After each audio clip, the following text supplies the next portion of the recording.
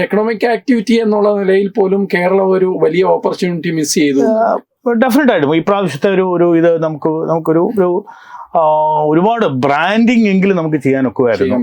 ഒരു കേരളം എന്ന് പറയുന്നത് ഒരു സ്പിരിച്വാലിറ്റി, അതായത് ശങ്കരന്റെ നാട് എന്ന് പറയുന്ന ആളുകൾ മുഴുവൻ ആ ഒരു ബ്രാൻഡിങ്. അപ്പൊ ഇവിടെ വാസ്തവം പറഞ്ഞാൽ ഈ വരുന്നതിൽ ഞാൻ പറയുന്ന അവിടുത്തെ മാത്രമല്ല ഒരു എക്കണോമിക് ആക്ടിവിറ്റി, ഇത് ഇന്ത്യ മുഴുവനാണ്. കാരണം വിദേശത്തു നിന്നുള്ള പല ആളുകളും ഇവിടെ വരുന്നുണ്ട്. ഈ പലരും വിദേശികളായിട്ടുള്ളവരല്ല, ഭാരതത്തിൽ നിന്ന് പോയിട്ടുള്ളവരൊക്കെ. ഇവർക്കൊക്കെ ഹോം കമ്മിങ് ആണ് ഈ പറയുന്ന ആളുകൾ വന്ന. ഇപ്പം മോഹൻജി ഫൗണ്ടേഷൻ, അദ്ദേഹത്തിന്റെ ബ്രദർ വന്നു. ഇന്നിപ്പോ എനിക്ക് രാവിലെ മെസ്സേജ് കിട്ടി, അമേരിക്ക എന്നൊരു 21 പേരുടെ ഒരു.